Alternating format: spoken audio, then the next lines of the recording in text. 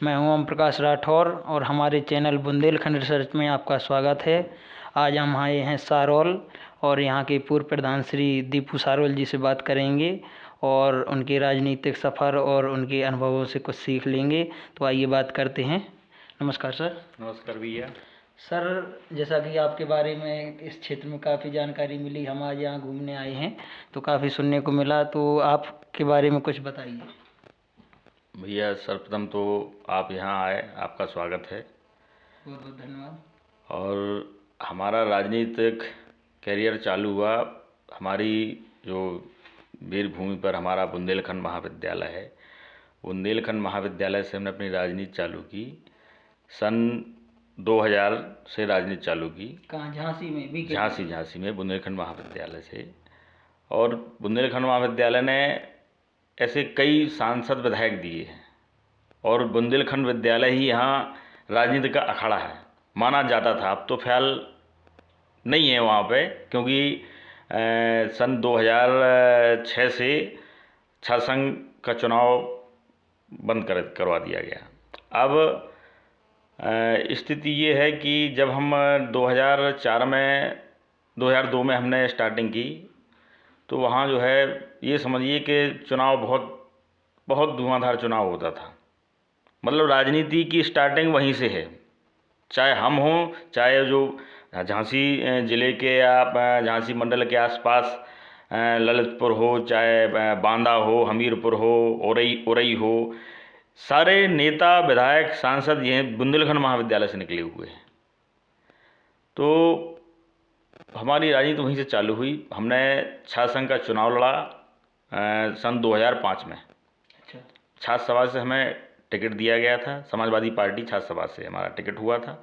लेकिन उसी समय गवर्नमेंट ने नियम निकाला कि 26 साल से ऊपर चुनाव नहीं लड़ सकती। तो उस समय हमारा जो है बैक होना पड़ा था हमें, क्योंकि हमारा 26 साल से हम ऊपर हो चुके थे, तो हमें बैक होना पड़ा था। तो वहीं से हमारा राजनीतिक करियर चालू हुआ हमारा। फिर हाँ बताइए। तो आपने और शिक्षा दीक्षा में क्या क्या कर रखा है? शिक्षा जब हमने चुनाव लड़ा था उस समय हमारी बीए फाइनल थी हमारी, जब हम चुनाव लड़ रहे थे। नहीं सॉरी, बीए सेकेंड ईयर थी हमारी। फिर हमने बीए की वहाँ से, एमए किया, फिर एलएलबी की वहाँ से। एलएलबी हमारी वहीं से है, बीकेटी से ही। तो क्या आपने कभी ये वकालत वगैरह की सोची? नहीं सोची? हाँ क्या? जी बिल्कुल, हम वकालत बिल्कुल जो है हमारा चैम्बर है, कचहरी में चैम्बर है और रजिस्ट्रेशन भी है, सब कंप्लीट है। वकालत भी करते हैं, कभी कभार चले जाते हैं, जैसे अपना कोई मिलने वाले आ गए, किसी का अगर कुछ निपटाना है, मदद। कई लोग आते हैं, जैसे हमारे क्षेत्र के जाते हैं, कई लोग हमारे गांव के जाते हैं, आसपास के लोग जाते हैं, उनकी मदद करनी पड़ती है। तो जाते हैं तो अपने ये बेनिफिट ये होता है कि वकील हैं तो उसका हमें बेनिफिट मिल जाता है। कहीं ना कहीं कानूनी जानकारी रहती है तो सहायता होती है। बिल्कुल बिल्कुल बिल्कुल बिल्कुल। तो आपने प्रधानी भी लड़ी, उसमें कुछ उसका अनुभव हमके बताइए, साझा कीजिए हमारे दर्शकों के हाँ, उसके बाद हालांकि चूँकि हमारा प्रधानी लड़ने का कोई मकसद नहीं, मैं बिल्कुल सोचा नहीं था कि हम प्रधानी लड़ेंगे, क्योंकि हमें आगे दूसरी राजनीति करनी थी। लेकिन जब चूँकि गांव का माहौल, यहाँ आना जाना हमारा ज़्यादा हुआ, गांव का माहौल देखा, गांव की स्थिति देखी कि गांव में क्या जो है स्थिति थी कि ना कहीं कोई सड़क, ना मतलब कोई विकास नहीं था, गांव के अंदर कोई भी विकास नहीं था। तो और गांव के लोग भी बहुत ज़्यादा उस समय परेशान थे, पुराने टाइप वो चला आ रहा था। तो फिर जब हमने लोग बागों ने हमें ऊपर दबाव डाला, प्रेशर डाला कि आप प्रधानी का चुनाव लड़िए, तब फिर जाके गांव के लोगों की वजह से फिर हमने गांव की राजनीति में उतरे। फिर गांव के लोगों ने प्रधान बनाया, प्रधानी की 5 साल, और गांव का विकास किया। गांव में बढ़िया जो है पानी की सुविधा, आपकी कहीं जो है सड़कें नहीं थी गांव में, सारी कच्ची सड़कें थी पूरे गांव में। जो है एक ऐसी कोई रास्ता नहीं जिसमें जो है सड़क ना डलवाई हो। आवास, कई लोगों को आवास दिलवाए, करीब हमारे टाइम में करीब 30-35 आवास जो है बने। हाँ, अलॉट हुए, बन गए। तो सर, जैसे कि ये आवास वगैरह आते हैं तो इसका प्रक्रिया क्या रहती है? इसकी प्रक्रिया ये होती है, जैसे प्रधान को नाम देना पड़ता है। अब तो ऑनलाइन भी हो गया है, ऑनलाइन सिस्टम हो गया है कि अगर जो पात्र लोग हैं जिनको जो पात्र लोग होते हैं उन्हें अगर आवास की आवश्यकता है तो अपना ऑनलाइन भी कर सकता है, वो ऑनलाइन कर सकता है, नहीं तो प्रधान जो है इसकी लिस्ट देता है। तो जैसे प्रधान जी ने रिकमेंड कर दिया यहाँ से नाम, तो फिर पास वो कहाँ जिला स्तर से होता है या ब्लॉक से ही? नहीं नहीं, ब्लॉक में सबसे सर्वप्रथम ब्लॉक में जाए, जो सूची जाती है वो ब्लॉक में जाएगी। ब्लॉक से फिर जाती है जो हेड ऑफिस विकास भवन है, फिर वहाँ से फिर अलर्ट होता है। अच्छा। हाँ, यहाँ से। तो और गांव में कौन कौन सी योजनाएं प्रधान जी के मतलब अंडर में आती है, क्या क्या विकास का काम करते हैं प्रधान होते हैं जो? प्रधान के अंडर में योजनाएं तो ये समझिए कि एक चाहे भाई विधायक बड़े प्रधान का बहुत बड़ा जो है प्रधान को बहुत संघर्ष करना पड़ता है भाई, चूँकि गांव में अशिक्षित लोग ज़्यादा होते हैं, पढ़े लिखे लोग कम हैं, कम पाए जाते हैं। तो शहर के जो विधायक को तो मिलते हैं, विधायक को तो जनता, पढ़े लिखे जनता में रहना है, और यहाँ किस तरीके से काम, तो एक प्रधान ये समझिए कि विधायक से ज़्यादा जो है माथापच्ची करनी पड़ती है। विधायक तो बहुत, लेकिन हम तो ये जो हमने अनुभव किया 5 साल में कि जितनी विधायक को मुसीबत झेलनी पड़ती है, जितनी प्रधान को मुसीबत झेलनी पड़ती है।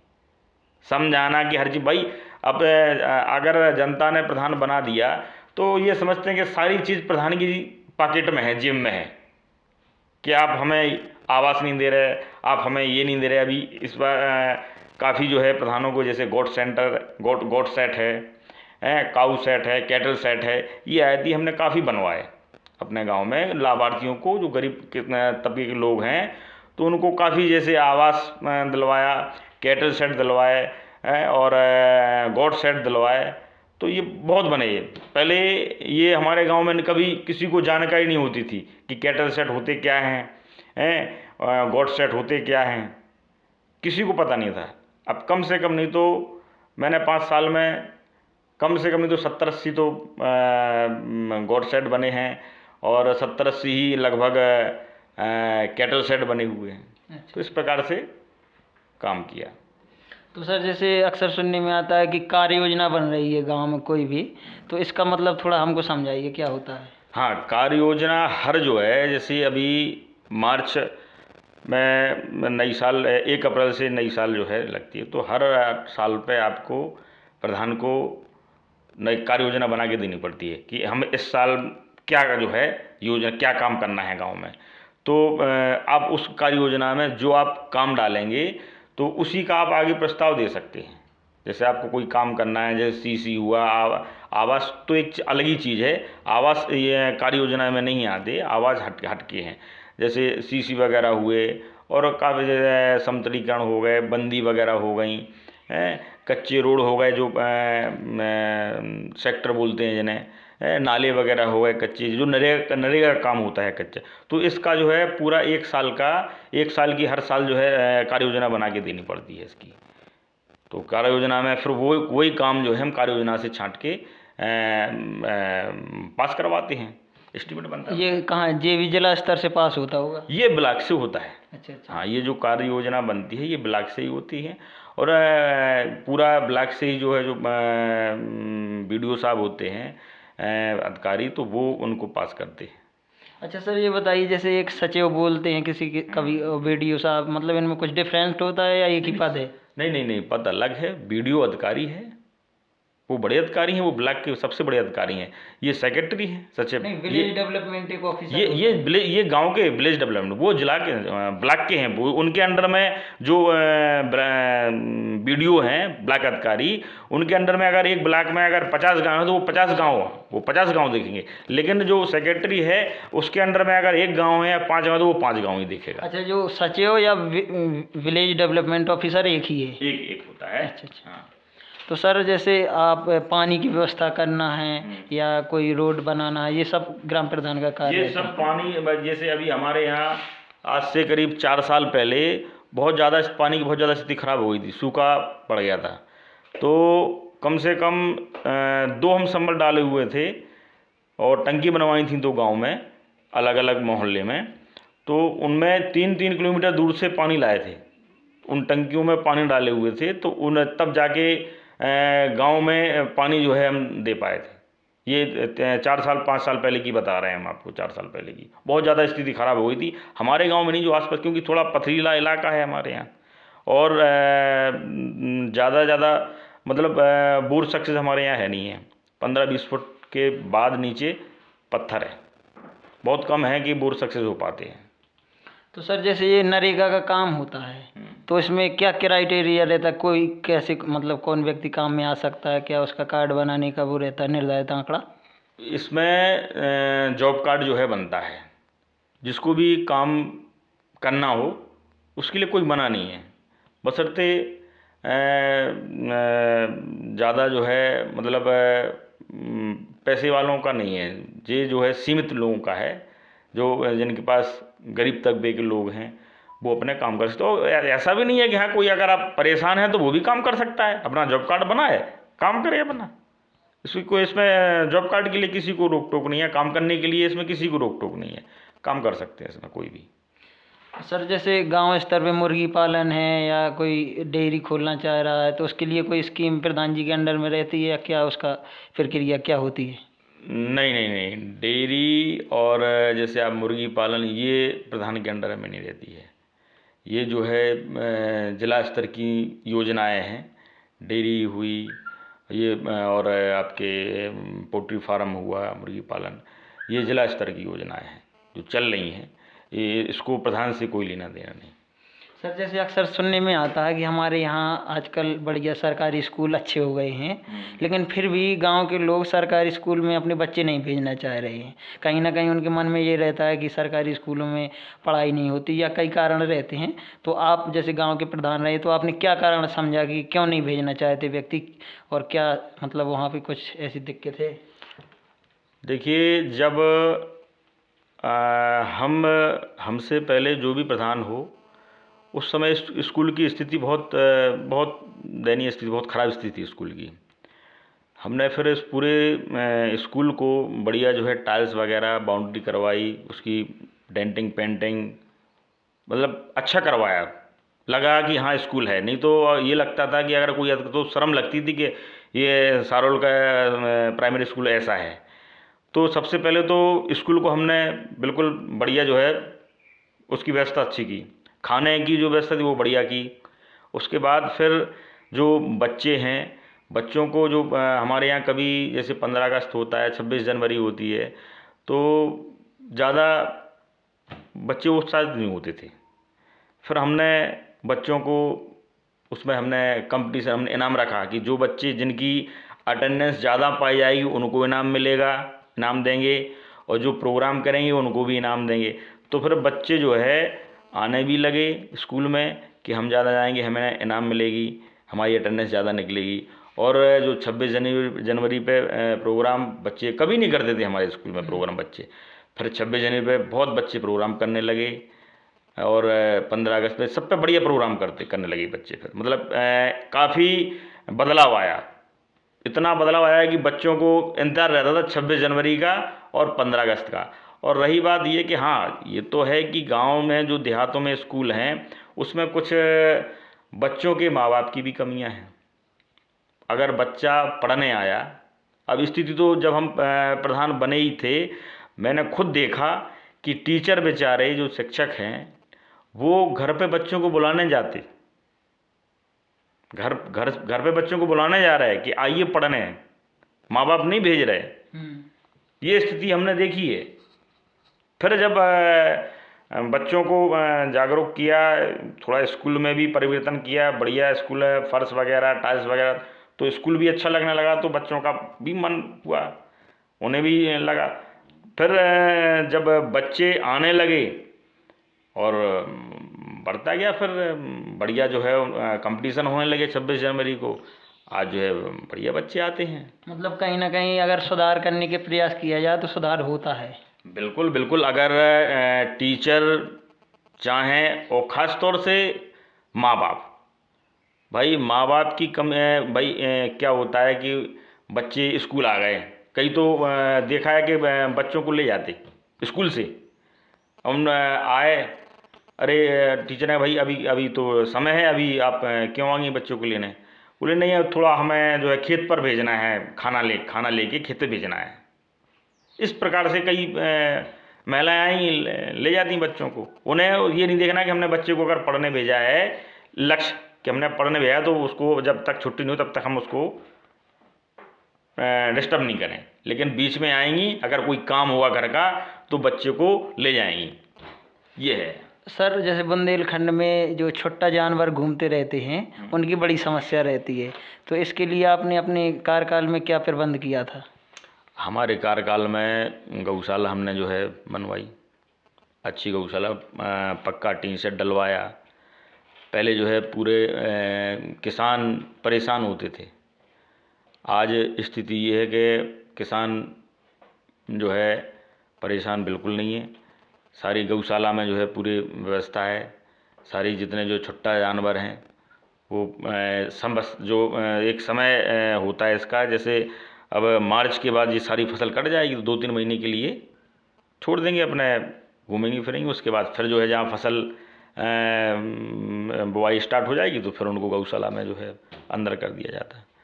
तो गौशाला से ये है कि गांव में जो गौशालाएं बनी उससे फ़ायदा तो हुआ है, बस बशर्ते गौशाला की देखरेख सही हो, उसकी देखरेख में कोई कमी ना हो। वरना कई जगह तो ये सुनने में आता है कि जानवर रोज 1-2 मरते हैं। बिल्कुल होता है, क्यों नहीं होता भाई। अगर जहाँ आप देख रेख सही नहीं करेंगे, उनको उनकी खिलाई पिलाई उन्हें सही समय से उनको खाना नहीं मिलेगा, समय से उनको पानी नहीं मिलेगा तो मरेंगे नहीं, क्या होगा? समय से उनको खाना पीना मिलेगा। और फिर मेन चीज़ तो ये है कि अभी ये तो मजबूरी है कि गायों को बंद करना। भाई जानवर जो दिन भर कम से कम 4-5 किलोमीटर चलता हो, हैं, बीमार होना स्वाभाविक बात है, लेकिन बीमार तो गौशाला में जानवर होंगे, क्योंकि अब उन्हें उसी में जो है बंद रहना है, उसी में खाना है, उतना ही चलना है। अब जानवर, आप सोचिए, आप सुबह जो है निकलता है और शाम को आप चल फिर के आता है, खाना भी खाता, वो अपना चारा भी चढ़ता और शाम को अपना पहुंच जाता है, तो स्वस्थ रहता। अब यहाँ उसी जगह में जो है ज़्यादा 2-3 बीघा 4 बीघा ज़मीन में बनती है कहीं कहीं, तो उसी वहीं खाना खाएगा, उसी में चलना है उसे। कितना चल पाता, ज़्यादा आधा किलोमीटर नहीं चल पाता हुआ दिन भर में। तो इस वजह से बीमार भी होते हैं, क्योंकि उनका चलना फिरना कम रहता। कारण यही है। सर जैसे गांव में कई जगह ये देखा जाता है कि सफाई की समस्या, मतलब सफाई नहीं रहती, बहुत गंदगी फैली रहती है, तो क्या प्रधान कई जगह की लापरवाही ऐसी क्यों करती है? नहीं, प्रधान लापरवाही तो नहीं करते, लेकिन उसमें लापरवाही इस प्रकार से हो जाती है कि गवर्नमेंट हर गांव में एक किसी वो आबादी के हिसाब से, अगर आबादी ज़्यादा है तो 2 सफाई कर्मी, 4 सफाई कर्मी, 1 सफाई कर्मी, इस प्रकार से हर मतलब अलग अलग तैनात होते हैं सफाई कर्मी। अब सफाई कर्मी का ये होता है कि सफाई कर्मी आते हैं, कभी नहीं आते हैं, तो इस ऊपर से ही सिस्टम रहता है इन लोगों का, सफाई कर्मियों का। प्रधान अकेला कहाँ तक जो है भाई, अगर सफाई कर्मी नहीं आया तो अपने ऊपर अधिकारी को संभाल लिया। सर जैसे आपने युवाओं के लिए कोई अपने कार्यकाल में कार्यक्रम चलाए हों, जैसे कोई प्लेग्राउंड बनाना या ऐसा कुछ ट्रेनिंग का कार्य? नहीं, प्लेग्राउंड के लिए ऐसा है कि भूमि चिन्हित की थी, तो अब हम अब इस समय वर्तमान प्रधान, पहले जब प्रधान थे तब हमने की थी। अब इतनी ज़मीन, चूँकि हमारे यहाँ ऊबड़ खाबड़ ज़मीन है, ऊंची नीची ज़मीन है, तो उस प्लेग्राउंड के लिए तो उस हिसाब से हमारे यहाँ नहीं हो पाएगी व्यवस्था, क्योंकि ऊंची ज़मीन चाहिए प्लेग्राउंड के लिए, समतल प्लेन ज़मीन चाहिए, और प्लेन ज़मीन उतनी जो है मिल नहीं पा रही है हमारे यहाँ, तो उसके लिए तो थोड़ी दिक्कत है प्लेग्राउंड के लिए। और अगर हाँ गवर्नमेंट चाहे तो फिर सब कुछ हो जाता है। तो सर आपने बहुत हमें अनुभव दिए, और ये बताइए सर कि जैसे एक आदर्श प्रधान को कैसे कार्य करना चाहिए? देखिए, आदर्श प्रधान को, आप गांव की राजनीति सबसे गंदी राजनीति होती है, पार्टी बंदियां होती हैं यहाँ पे।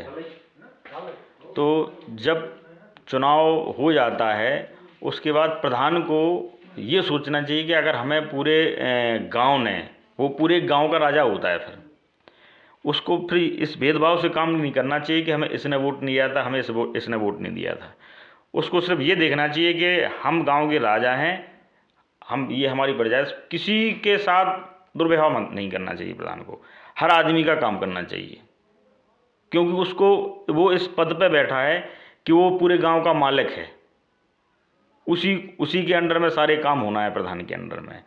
तो प्रधान बनने के बाद मेरी तो यही है कि जो भी प्रधान हो बने तो उसको प्रधान बनने के बाद गांव में चाहे पार्टी बंदी हो चाहे कुछ हो, इन सारी चीज़ों को भूल के हर व्यक्ति का काम करना चाहिए।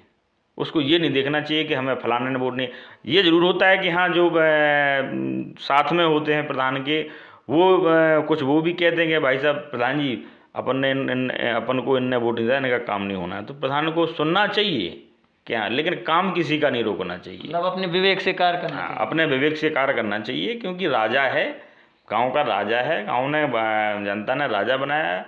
एक आदमी के वोट से तो राजा बनता नहीं है।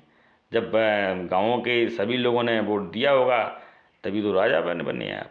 तो इस हिसाब से कभी किसी भी प्रधान को ये नहीं सोचना चाहिए कि हमें फलाना ने वोट नहीं दिया तो हम इसका काम नहीं करेंगे। बेहिचक बिल्कुल प्रधान बनने के बाद हर व्यक्ति का, हर आदमी का बिल्कुल साफ सुथरा काम करवाए प्रधान।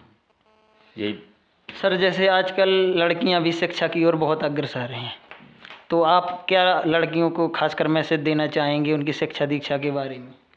देखिए, गांव में हमारे सबसे समस्या लड़कियों की जो है होती है शिक्षा के लिए, क्योंकि उनको पास में तो है नहीं है शहर, आसपास जो कोई छोटा कस्बा हो वहाँ है कॉलेज। भाई गांव देहात में तो प्राइमरी स्कूल है, ज़्यादा तक 8 तक होता है, कक्षा 8 तक। तो बच्चों लड़कियों को माँ बाप जो है बाहर भेजने से डरते हैं कि आप मान के चलो 6, 7, 8 किलोमीटर हुआ है स्कूल, तो डरते हैं माँ बाप कि हमारी बच्ची अकेली जाएगी। तो ये चीज़ जो है ख़त्म होना चाहिए। डर, माँ बाप का, गार्जियंस का डर जो है ख़त्म होना चाहिए। बिल्कुल बच्चियों को खूब पढ़ाएं। जब बच्चियाँ पढ़ेंगी, शिक्षित होंगी, शिक्षा अच्छी मिलेगी उन्हें, तो स्वाभाविक है आज जो है आप देखिए कि अच्छी पोस्ट पे हैं, पायलट हैं, लड़कियां पायलट हैं, आर्मी में हैं, तो लड़कियां कहीं पीछे नहीं हैं। अगर उनको शिक्षा मिलेगी तो बढ़िया अच्छी पोस्ट पे जाएंगी लड़कियां। जी बिल्कुल। हाँ। तो सर, जैसे आपने बताया कि कहीं ना कहीं गार्जियंस में डर रहता है, तो आप जैसे गांव से जुड़े हैं, तो क्या कारण है कि इस डर का भाई यही है कि भाई सिटी तो है नहीं है, सिटी में तो यह है कि चहल पहल रहती है। अब यहाँ जैसे सुनसान रास्ता है, सुनसान एरिया है, तो उसी वजह से थोड़ा डर रहता है। बाकी ऐसे कोई समस्या? बाकी ऐसी कोई दिक्कत नहीं, कोई समस्या नहीं। बस रास्ता दूर पड़ा है, कॉलेज दूर पड़ा है, स्कूल दूर पड़ा कि दूरी है, तो सुनसान एरिया है, तो उस वजह से माँ बाप थोड़ा डरते हैं कि सुनसान एरिया कुछ घटना ना घट जाए। तो उस वजह से बकाया बच्चियों को पढ़ने अढ़ने के लिए अधिकांश अब तो काफ़ी जो है ग्रामीण क्षेत्र में भी बच्चियों के ऊपर अच्छा जो है माँ बाप ध्यान देने लगे पढ़ाई पे, शिक्षा पे, कि हमारी बच्ची पढ़े लिखे। सर, जैसे प्रधान जी के पास क्या कोई न्यायिक शक्ति होती है न्याय करने की गांव स्तर पे? हाँ बिल्कुल होती है। अगर जैसे गांव में कोई विवाद होता है, गांव में विवाद होता है, तो सबसे सर्वप्रथम तो अगर दोनों पक्ष चाहें तो यहीं से निपट सकता है जी। प्रधान के द्वारा। भाई बैठते हैं, जो पहले पुराने समय में चलती थी पंचायत, तो वो पंचायत आज भी हैं, आज भी चलती हैं गाँव में, लेकिन बशर्ते उसको माना जाए, उसको माना जाए। अगर क्योंकि पंचायत को अगर नहीं मानोगे तो फिर मजबूरी है, फिर आपको थाना है, कानून का सहारा लेना पड़ेगा, तो फिर कानून जाते हैं। नहीं तो पंचायत जो है जो गांव में अगर कोई भी विवाद होता है तो उसको है प्रधान निपटाता है, प्रधान के द्वारा वो निपट जाता है। तो सर, अपने आप समाज को कुछ संदेश देना चाहें? समाज के लिए तो हमारा यही है कि जो वर्तमान प्रधान हैं वो बिल्कुल निस्वार्थ काम करें। चाहे गांव में राजा बनाया है तो ये मत देखें कि हमें किसने वोट दिया, उसने वोट नहीं दिया, सभी का काम करें। और स्कूल, जो गांव में स्कूल हैं उस पर बढ़िया जो है शिक्षा पर ध्यान दें बच्चों कि हमारा स्कूल कैसा चल रहा है, हमारे स्कूल में पढ़ाई कैसी हो रही है, और साफ़ सफाई कैसी है, जो मिड डे मील का खाना बन रहा है ये बच्चों को अच्छा मिल रहा है या नहीं मिल रहा। और उसके अलावा जो 26 जनवरी होती है, 15 अगस्त होता है, इस पे जो है ध्यान दें कि हम प्रोग्राम हमारा बच्चों को थोड़ा क्या है कि अगर कंपटीशन तो बच्चे भी उत्साहित होते हैं। और बस यही चीज़ें हैं कि गांव वाले भी जो है अगर प्रधान का गांव वाले भी सपोर्ट अच्छा करें तो ये समझिए कि गांव स्वर्ग हो जाएगा। अगर गांव वाले अगर अच्छा प्रधान अगर अच्छा है और अच्छी सोच रखता है और गांव वाले अगर उसकी सपोर्ट करें, गांव वाले अगर उसका साथ दें तो गांव स्वर्ग हो जाएगा।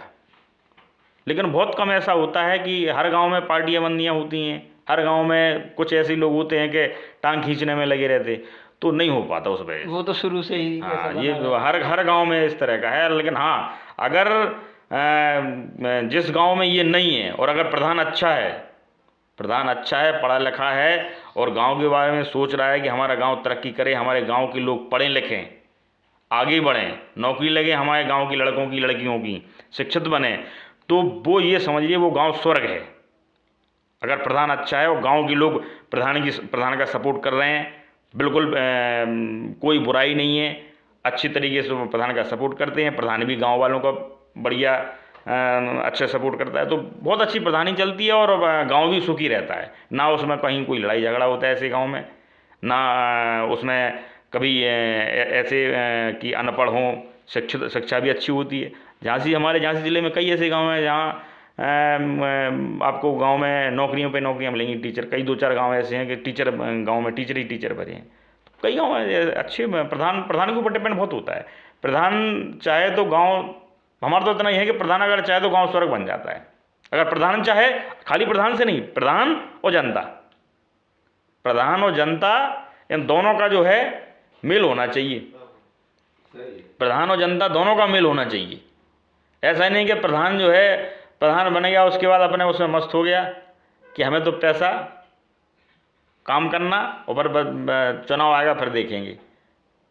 उस हिसाब से प्रधान चाहे तो प्रधान जनता से मिला रहा है और जनता प्रधान से, एक दूसरे से ही पूरा गांव सुखी रहेगा। तो सर आपने प्रधानी की और आगे आपकी क्या इच्छाएं हैं आगे बढ़ने की? अभी अब तो अपना भाई व्यापार करते हैं, खेती किसानी भी करते हैं। तो इस साल कैसी फसलें हुई हैं? अब फसलें तो ऐसा है, किसान को तो हरा चाहे पानी कम बरसे तो दिक्कत, पानी ज़्यादा बरस जाए तो दिक्कत, और किसान को ही दिक्कत आती है, दिक्कत किसी को नहीं आती। फसलें तो ठीक हैं, कहीं कहीं थोड़ा बहुत नुकसान है, कहीं कहीं अच्छी फसल हुई है। तो अपने किसान भाइयों को संदेश देना चाहेंगे आप? किसान भाइयों को से तो हमारा यही कहना है कि जो भी फसल करें उसको जो है थोड़ा जैसे पुराने समय का समय निकल गया, पूरा समय आ गया टेक्नोलॉजी का, तो लेकिन हाँ जो पढ़े लिखे नहीं है वो उस चीज़ को नहीं समझ पाते, जो अशिक्षित किसान हैं। लेकिन अगर अब तो काफ़ी सुविधाएं हो गई हैं, अगर उनको लेके चलें तो किसानी में अच्छा जो है मुनाफा ले सकते। और अब फिर वैसे ही करते रहें कि हाँ किसी ने कह दिया कि इसमें ये दवा डाल दो और उसमें वो डाल दो, तो उस हिसाब से तो फिर किसानी में वो चीज़ नहीं होती। अगर किसानी में टेक्नोलॉजी के हिसाब से हो तो किसान अच्छी जो है पैदावार कर लेगा। तो जैसे कोई किसान गांव स्तर पे प्रशिक्षण का कार्यक्रम होता है कोई?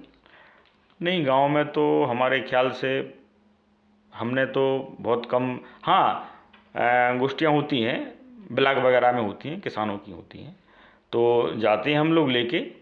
जैसे सूचना आई कि भाई कृषि विभाग का मेला लगा है, तो किसानों को वहाँ पे जो है ले जाते हैं। वहाँ किसानों को पूरा फिल्म वगैरह दिखाई जाती है, समझाया जाता है कि आप खरपतवार में कैसा क्या करना है। तो काफ़ी ब्लॉक से काफ़ी जो है किसानों को सुविधा मिलती है, बस बशर्ते प्रधान जो है ले जाए। जो ऐसा नहीं है, हर साल में 2-3 बार जो है मेला वगैरह लगते हैं कृषि विभाग के द्वारा, ब्लॉक स्तर पे भी लगता है। झांसी जैसे आपका विकास भवन है, वहाँ भी ऐसे कई ग्राउंड हैं। हमारे यहाँ जैसे नारायण बाग है, नारायण बाग में किसानों के लिए मेला लगता है, वहाँ पूरा समझाया जाता है किसानों को कि आप किस फसल में क्या दिक्कत आती है तो क्या दवा दो, मुझे ये सारी चीज़ें समझाई जाती हैं। तो किसानों को प्रधान लोग लेके जाते हैं साल में 2-3 बार, कई 2-3 का 4-5 बार होता है प्रोग्राम किसानों का। ब्लॉक स्तर पे होता है, जिले स्तर पे, दोनों स्तर पे होता है। ब्लॉक स्तर से भी होता है और जिले स्तर पे भी होता है। तो ब्लॉक स्तर पे तो ब्लॉक स्तर पे प्रधान लोग लेके जाते हैं, और जिला स्तर पे होता है तो जिले पे लेके जाते हैं किसानों को। गांव में सर जो नए बच्चे हैं छोटे उम्र के और युवा भी हैं कुछ, तो उनमें नशे की प्रवृत्ति ज़्यादा आजकल देखने को मिलती है, तो इसके क्या मूलभूत कारण हैं? बिल्कुल बिल्कुल, नशे की तो ये स्थिति है कि गांव में, ये समझिए आप, चाहे किसान हो, चाहे बुजुर्ग हो, चाहे के 10-12 साल से ऊपर का बच्चा ही कहेंगे उसे, नाबालिग है, तो नशा इतना जो है, जैसे तम्बाकू हुई, बीड़ी, गुटखा, शराब, इसका बहुत आदीन हो गया गांव देहात। सबसे ज़्यादा गांव में स्थिति खराब है। गांव में जो है ये चीज़ ज़्यादा फैल रही है, गुटखा, तम्बाकू और शराब।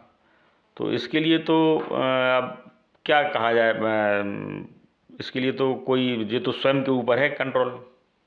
भाई हम अगर मना करेंगे तो हमारे मना करने से थोड़ा मानेगा कोई। वो तो स्वयं उसे, उसकी जैसी गुंजाइश है उसके पास, कैसा उसे क्या करना है, वो तो स्वयं उसको सोचना है अपने भविष्य के बारे में। भाई हमारे समझाने से थोड़ा समझेगा वो, भविष्य तो उसका खराब हो रहा है। तो चाहे गुटखा खाए, दारू पिए कम उम्र में, भविष्य तो उसका खराब होगा। हमें आपसे बात करके बहुत अच्छा लगा। आपको धन्यवाद, आपका कीमती समय आपने दिया हमें। अगर हमारा चैनल बुंदेलखंड रिसर्च को सब्सक्राइब करें, लाइक करें और शेयर करें। दर्शकों से हम बहुत बहुत धन्यवाद करते हैं, और प्रधान जी का बहुत बहुत धन्यवाद कि हमें समय दिया। आपका भी बहुत बहुत धन्यवाद। बहुत बहुत धन्यवाद।